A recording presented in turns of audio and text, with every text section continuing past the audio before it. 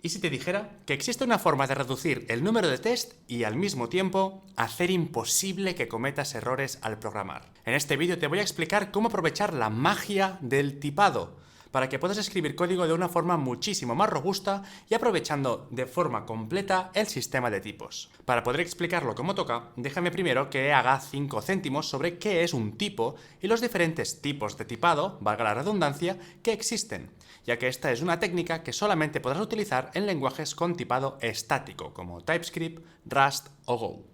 Al fin y al cabo, todos usamos tipos en la mayoría de lenguajes. Un sistema de tipos solamente define una serie de propiedades y operaciones que se pueden realizar sobre las diferentes entidades de un lenguaje. Por ejemplo, un sistema de tipos puede definir el tipo número, que permite hacer operaciones como la suma y la resta, o el tipo string, que permite hacer operaciones como concatenar dos textos. Con esto, los sistemas de tipos se pueden clasificar en diferentes grupos, entre ellos los lenguajes de tipado estático y los lenguajes con tipado dinámico. Quiero recalcar en este punto que es falso pensar que JavaScript o Python no son lenguajes tipados. Estos lenguajes, JavaScript y Python, son lenguajes que se clasifican como lenguajes de tipado dinámico. Esto básicamente lo que significa es que el tipo de cada variable se asigna en tiempo de ejecución. En cambio, en el tipado estático, el tipo de cada variable se define en tiempo de compilación. La diferencia entre tiempo de compilación y tiempo de ejecución es bastante sencilla. Si os imagináis un lenguaje como JavaScript, para comprobar si algo no funciona o si estáis asignando un objeto que no existe o cosas de estas, tenéis que ejecutar el programa. Es decir, los errores aparecen a medida que el programa se está ejecutando, no hay ningún tipo de comprobación previa. Vosotros incluso podéis ejecutar un fichero que sea un .js, pero que no tenga la sintaxis de JavaScript. Y el runtime de Node, cuando hagáis Node y el fichero, os va a decir pues, que no puede ejecutar porque es incapaz de interpretar el código. En cambio, en un lenguaje compilado o con tipado estático, existe un paso previo a la ejecución. Existe el paso de compilación o transpilación. Por ejemplo, TypeScript tú necesitas transpilarlo antes de poder ejecutarlo con un runtime como Node. Con Deno quizá no hace falta, pero también tiene este step previo de transpilación. Lo mismo con Rust, con Go, con C. Necesitas compilarlos para luego poder ejecutar el binario. En este tiempo de compilación se pueden hacer comprobaciones. Es decir, tenemos una etapa previa que nos comprueba la validez de ciertas cosas. En el caso de los sistemas de tipos, esta etapa previa nos sirve para comprobar, por ejemplo, que no estamos sumando un número con un string y nos lanza un error. Mientras que en lenguajes interpretados como JavaScript o Python, seguramente no nos daríamos cuenta hasta que directamente se ejecute esa parte del código, se intente sumar el string con el número y por alguna razón de error. Es decir, quedaros con esto. En tipado estático se comprueban los tipos en compilación. En tipado dinámico se comprueban los tipos en ejecución. Es decir, por ejemplo, en JavaScript tú puedes asignar un objeto de tipo string a una variable y. Entonces, por la misma filosofía de tipado dinámico, esto ofrece muchísima flexibilidad a la hora de desarrollar, ya que te permite más libertad a la hora de asignar valores a las variables que tienes disponibles.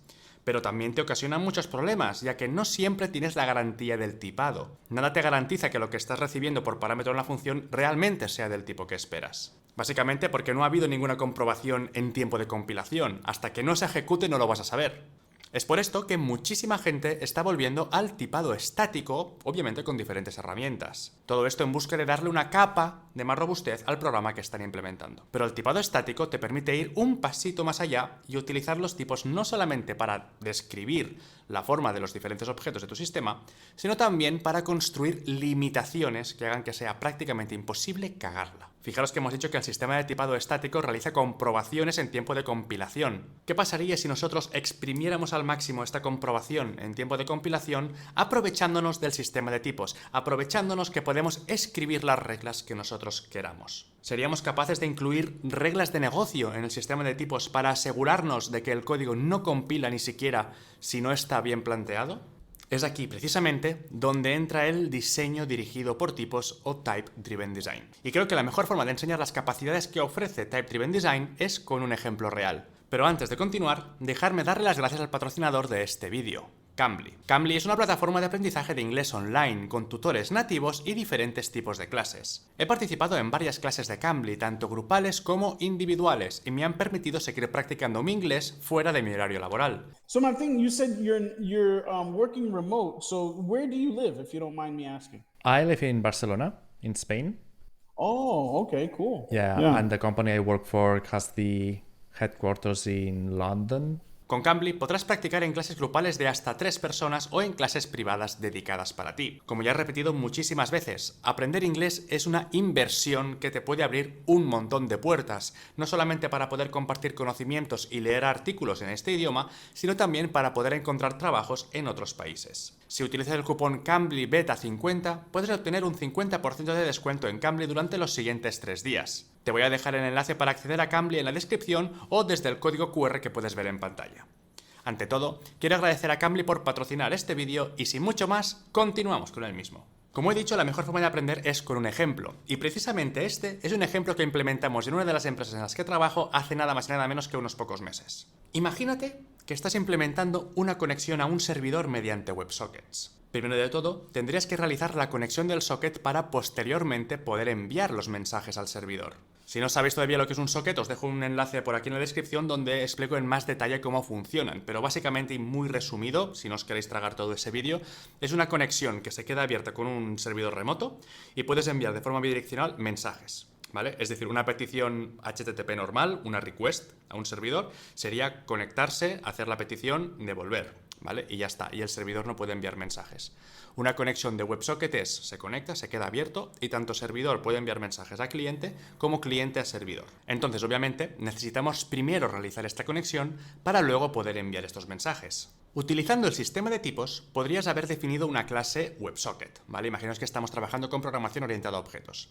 Esta clase tiene como métodos la función connect y la función emit. Por razones obvias, no puedes emitir un evento si el socket no ha sido conectado, por lo que la primera línea de la función emit pasaría a ser directamente la comprobación del estado del socket, está o no está conectado. Si no lo está, la función emitiría un error, sería un throw o cualquier error que pueda emitir con tu lenguaje, ¿vale? Con el lenguaje que utilices. Esto parece muy correcto al inicio y realmente funcionaría, pero puede inducir a muchos errores.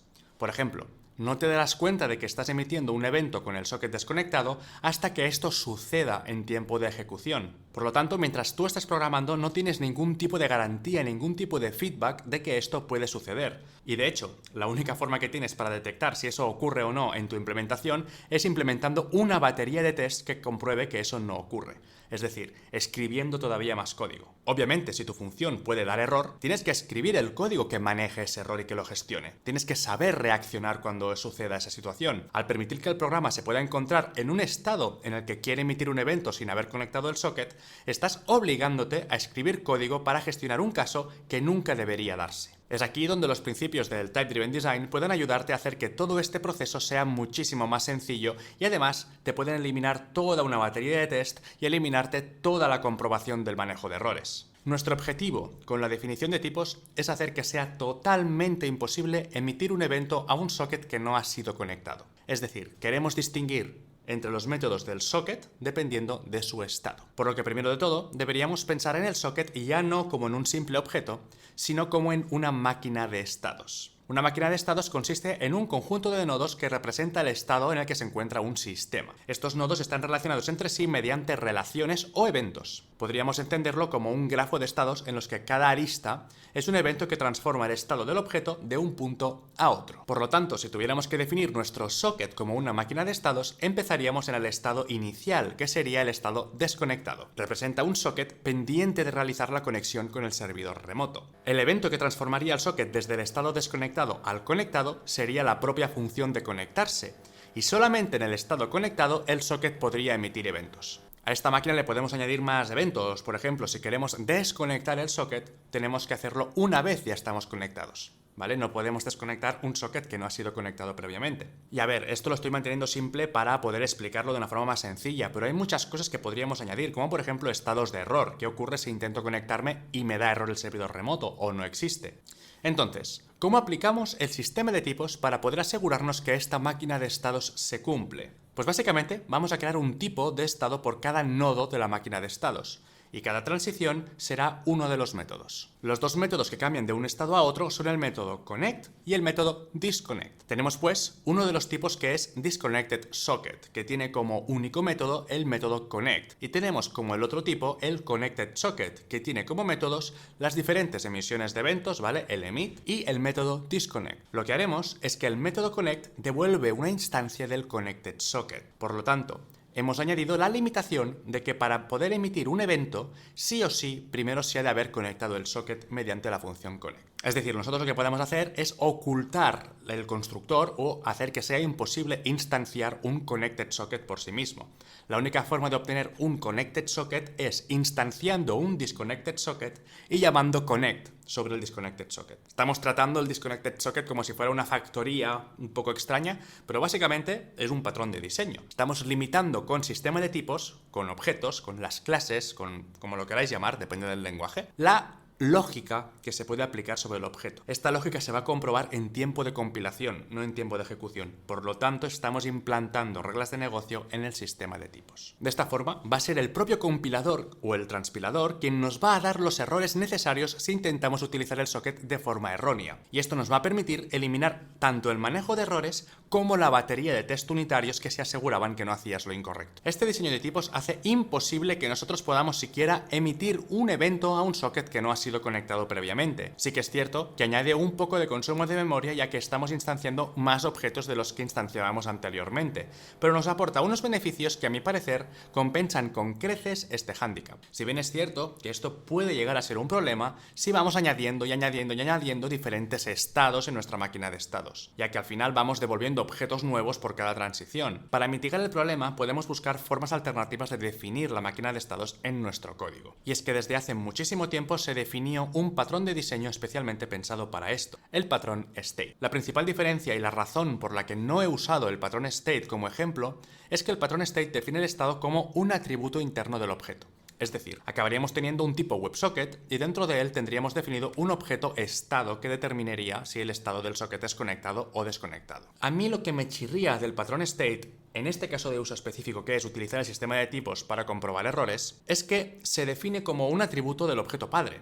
Se define solamente un WebSocket. Y por lo tanto, este objeto padre, el WebSocket, tiene que tener todas las funciones de los diferentes estados, porque al final tú interactúas con este objeto, no con el estado directamente. Por lo tanto, volvemos a la situación donde en esta inicial implementación de los métodos del padre tienes que comprobar el estado para saber si se puede o no hacer. Utilizando así el patrón volvemos al mismo problema que teníamos antes, no detectamos los errores hasta el tiempo de ejecución. También quiero recalcar que teniendo simplemente dos estados, una forma sencilla de implementar la imposibilidad de hacer nada con un socket desconectado sería directamente definir que un socket pues no puede existir si no está conectado. Por ejemplo, haciendo que el constructor sea el que lo conecte. Pero personalmente creo que esta solución tiene sus limitaciones, ya que solamente podemos definir dos estados, construido y no construido, y nos quita la opción de poder operar con el objeto no construido. Si no lo hemos instanciado, obviamente no podemos operar con él. Al final, estos problemas se pueden solucionar de un montón de formas, y estos son solamente 3 ejemplos de cómo podrías implementar un bloqueo de estados en tu código.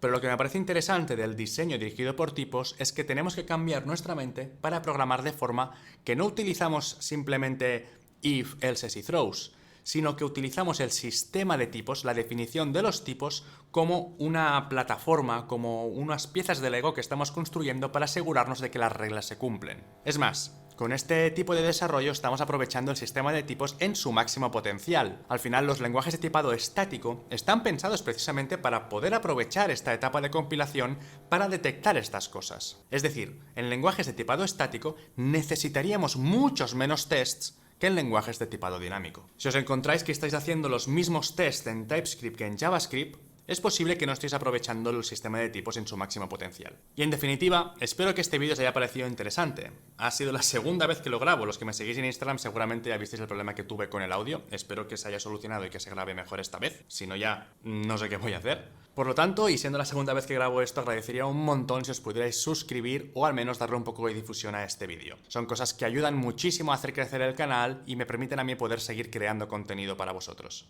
Además, que si os interesa escuchar charlas sobre programación, desarrollo y matemáticas, os dejo en la descripción el enlace al último episodio de The Commit Show, en el que hablamos con Mates Mike, matemático e ingeniero, sobre las aplicaciones de las matemáticas en la informática y también sobre cosas súper interesantes como por ejemplo los problemas del milenio. Sin mucho más, nos vemos en el próximo vídeo con más informática. ¡Hasta otra!